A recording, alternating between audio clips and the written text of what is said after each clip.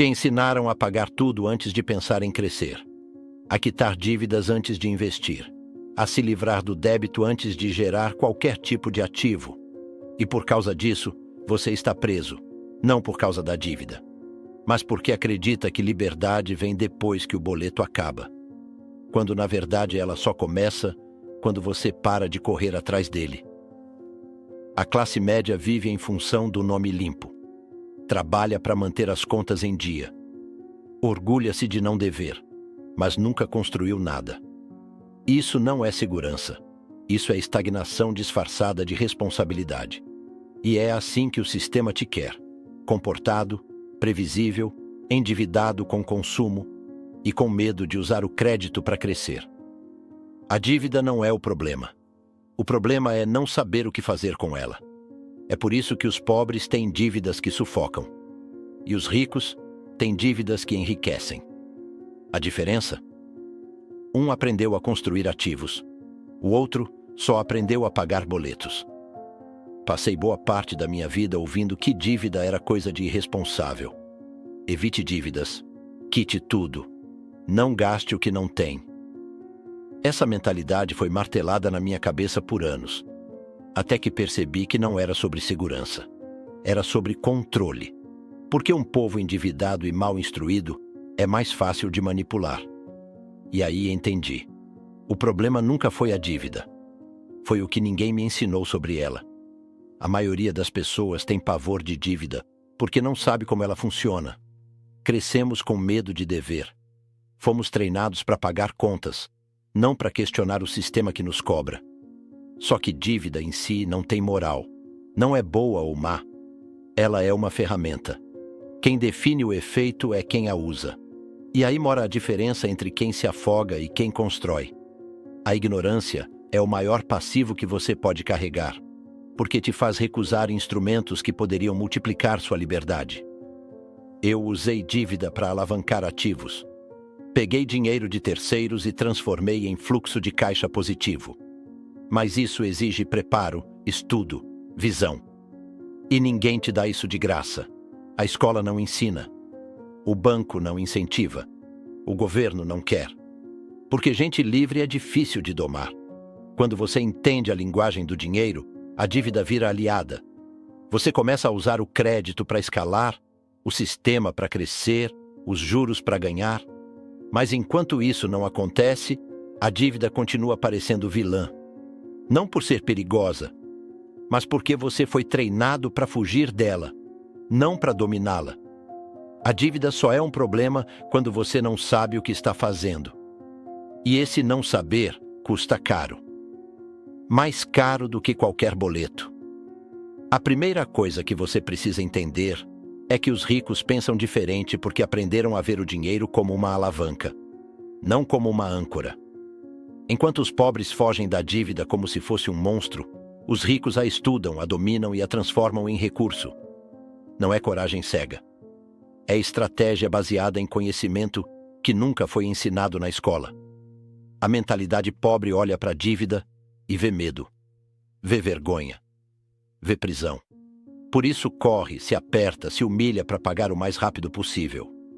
Já a mentalidade rica olha para a dívida e faz uma pergunta diferente. Como posso fazer essa dívida se pagar sozinha? Essa pergunta muda tudo, porque tira o foco do problema e coloca na solução com retorno financeiro. Eu vi gente se endividar para comprar carro, celular, férias. Isso é dívida ruim. É passivo disfarçado de conquista. Agora, vi também quem pegou dinheiro emprestado para colocar num imóvel que gera aluguel, num negócio que gera receita, numa franquia que se paga. Isso é dívida boa. É alavancagem. E essa diferença simples separa quem se afunda de quem sobe. O que te ensinaram foi a se comportar como consumidor, a trabalhar, ganhar e gastar. E no meio do caminho, carregar uma culpa enorme se tiver dívidas. Mas ninguém te ensinou a pensar como investidor. Ninguém te mostrou que dívida é uma peça do jogo. E que, se bem usada, é a peça que te tira do tabuleiro do trabalho até morrer. Os pobres correm da dívida porque ninguém mostrou para eles como controlá-la. Os ricos não correm. Eles a conduzem. E quem conduz, lidera. Quem foge, obedece. Esse é o ponto que separa quem entende de dinheiro de quem só sobrevive com ele. Saber diferenciar dívida ruim de dívida boa. Parece simples, mas a maioria vive uma vida inteira sem perceber que está presa a dívidas que só drenam, enquanto ignora as que constroem. Não é sobre dever ou não dever. É sobre o que essa dívida faz por você. Dívida ruim é aquela que tira dinheiro do seu bolso todo mês. Financiamento de carro que desvaloriza. Parcelamento de produto que não gera retorno. Cartão usado para ostentar. Ela te dá uma falsa sensação de poder, mas na prática te prende. Ela não trabalha por você. Você trabalha por ela. E é isso que o sistema quer, que você fique rodando a engrenagem sem nunca sair do lugar. Dívida boa, por outro lado, é aquela que coloca dinheiro no seu bolso. É o empréstimo que você usou para comprar um imóvel alugado. É o capital que entrou na sua empresa e aumentou o faturamento. É o financiamento que virou fluxo de caixa positivo. Ou seja, é dívida com retorno. Ela se paga. Ela se multiplica. E o melhor, ela libera seu tempo. O problema é que ninguém te ensina a reconhecer essa diferença. A escola coloca tudo no mesmo saco. O banco não tem interesse em te explicar. E os seus pais só te ensinaram o que sabiam. Evitar tudo a qualquer custo. Mas evitar sem entender é medo disfarçado de prudência. E medo não constrói riqueza. Educação, sim. A dívida boa exige inteligência financeira. A ruim exige apenas pressa. E quanto mais pressa você tem para parecer bem, mais você se endivida da forma errada. Quem entende essa diferença começa a construir algo sólido. Quem não entende, segue apagando incêndios com balde furado. Desde o primeiro dia na escola, você foi treinado para ser obediente. Para seguir regras, bater ponto, entregar resultados e pagar contas. Fizeram você acreditar que responsabilidade era sinônimo de quitar dívidas. Mas ninguém te ensinou a comprar ativos. Ninguém falou sobre liberdade financeira, sobre renda passiva, sobre fazer o dinheiro trabalhar para você. Isso não é coincidência, é projeto. O sistema precisa de pessoas que paguem boletos, não de gente que questione o jogo. Então te enchem de medo. Tenha cuidado com dívidas. Priorize sua casa própria. Não arrisque. E enquanto você repete esses mantras, continua girando na roda. Ganha, gasta, deve, quita e começa tudo de novo. Sem nunca construir nada que realmente te liberte. Comprar ativo é um ato de rebeldia silenciosa. Porque ativo não exige sua presença. Ele gera valor mesmo quando você não está trabalhando. Um imóvel alugado. Uma ação que distribui dividendos. Um negócio que roda sem você. Esses são os verdadeiros alicerces da riqueza. Mas o sistema não te mostra isso. Porque se você entender como funciona, você sai do controle deles. A dívida nesse cenário é só mais uma peça. Ela pode ser o veneno ou o antídoto. Depende do que você faz com ela. Se você pega dívida para comprar ativos, está usando o próprio sistema para se libertar dele. Se pega para pagar estilo de vida, está se afundando em areia movediça. O problema nunca foi dever. Foi dever sem retorno. O mundo precisa de quem pague contas. Mas o futuro pertence a quem compra ativos. A maioria das pessoas se acha endividada. Mas, na verdade, estão mal orientadas. Estão afogadas em parcelas, boletos, taxas e juros. Não porque são irresponsáveis, mas porque nunca aprenderam outra forma de lidar com o dinheiro. E quando você não tem instrução financeira, cada decisão vira um tiro no escuro. Você paga, mas não progride. Trabalha, mas não acumula. Se esforça, mas não sai do lugar. Não é uma questão de falta de esforço, é falta de educação. O mundo está cheio de gente esforçada presa no mesmo ciclo. Salário entra, dívida leva. E a culpa cai sobre a própria pessoa. Ela se sente incapaz, culpada, menor. Mas o que ninguém conta é que o problema começou muito antes. Começou no modelo mental que te ensinaram. Ou melhor, que esqueceram de te ensinar. Você foi treinado para consumir, não para investir. Te ensinaram a trabalhar por dinheiro, mas não a fazer o dinheiro trabalhar por você. E quando a dívida aparece, você reage com desespero, vergonha, culpa. Só que dívida não é sentença, é sintoma. Sintoma de um sistema que educa mal e cobra caro por isso. O problema nunca foi seu salário. Foi sua falta de instrução sobre o que fazer com ele. Quando você muda a mentalidade, muda o caminho. A dívida continua lá, mas agora ela tem um plano. Ela deixa de ser um buraco e vira uma ponte. E essa mudança não exige milagres. Exige conhecimento aplicado. Não é sobre enriquecer do dia para a noite. É sobre parar de andar em círculos. É sobre transformar cada centavo em alavanca e não em prisão. Você não precisa de mais dinheiro. Precisa de mais inteligência financeira. Porque dívida sem instrução vira escravidão. Mas com estratégia, vira capital. A escola te ensinou a responder certo, seguir regras e evitar erro. E sem perceber, você saiu de lá achando que arriscar é coisa de gente imprudente. Que segurança é o maior valor. Que estabilidade é o prêmio final. Só que no mundo real, quem evita todo risco, também evita toda chance de riqueza. E foi aí que entendi. O problema não é o risco. É não saber lidar com ele. Fui educado para tirar nota boa, não para criar patrimônio. Aprendi a ser funcionário, não investidor. Aprendi a temer dívidas, não a analisá-las. E por isso, como a maioria, comecei a vida correndo do risco. O problema é que ao fugir do risco, você corre direto para o conforto. E o conforto é uma armadilha cara. Ele te mantém preso no mesmo lugar por anos, sem crescimento real. Quem constrói riqueza domina o risco, não foge dele. Aprende a calcular, a testar, a errar e corrigir. Aprende que risco não é o vilão. É a ponte entre onde você está e onde quer chegar. Só que ninguém te treina para isso. Porque um povo que aceita riscos conscientemente é um povo livre.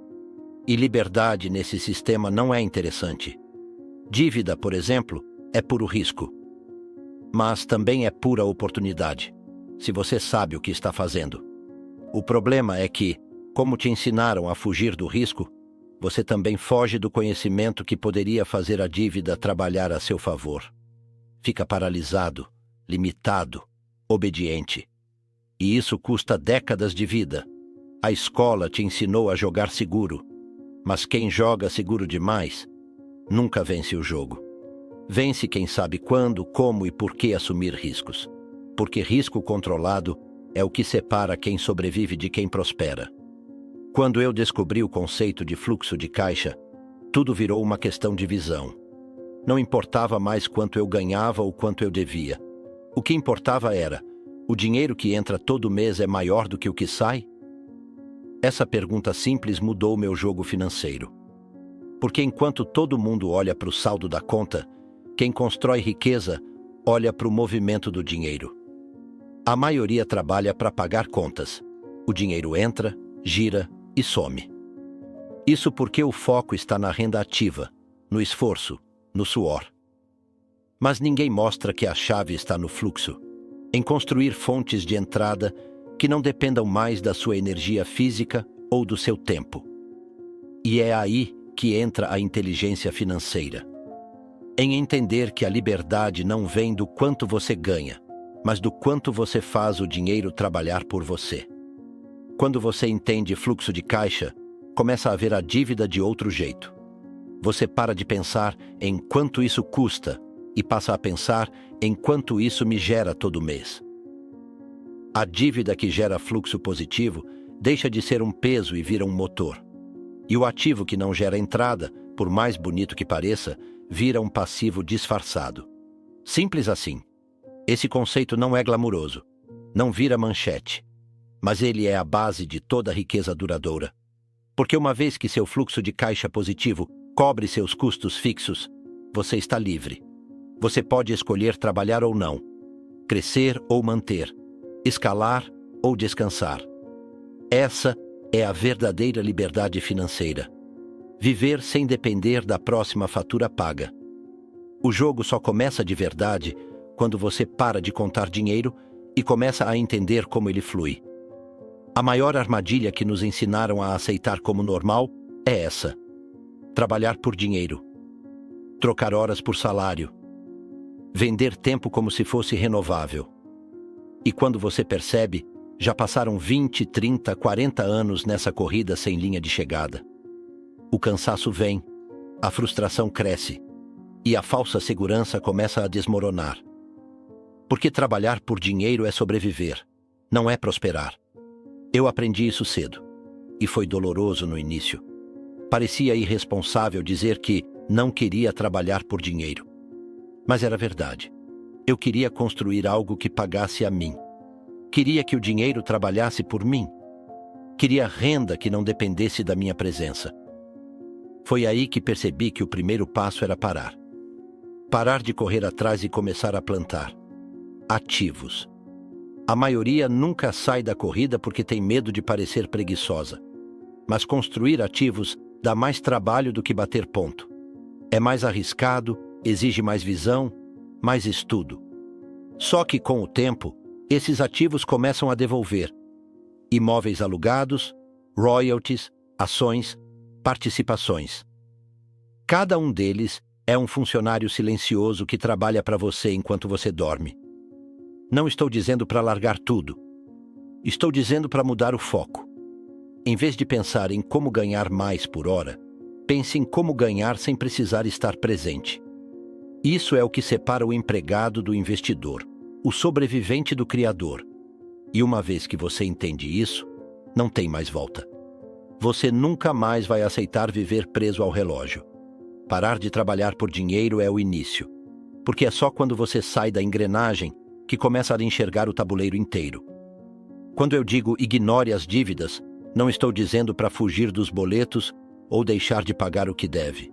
Estou dizendo, pare de colocar toda a sua energia em resolver o passado e comece a concentrar sua atenção em construir o futuro. Dívida é o que já aconteceu. Ativo é o que ainda pode acontecer. E a maioria segue presa porque foca no que já passou. Pagar dívida não constrói liberdade. Construir ativo, sim. Você pode passar a vida inteira quitando tudo, sendo responsável, mantendo o nome limpo e ainda assim morrer pobre. Porque o que muda sua vida financeira não é ter zero dívidas. É ter ativos que geram entrada. O resto é narrativa do sistema para manter você domesticado.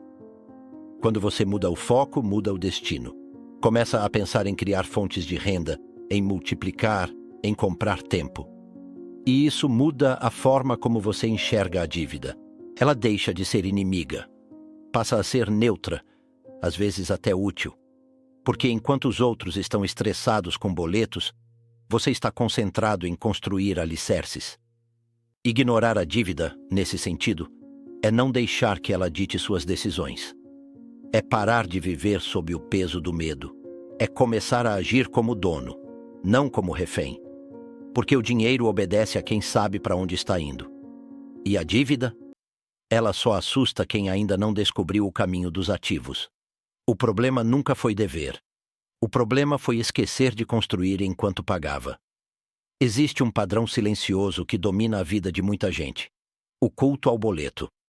A cada mês, o foco está em pagar tudo, manter o nome limpo, sobreviver até o próximo vencimento. É como se a vida fosse um ciclo infinito de contas.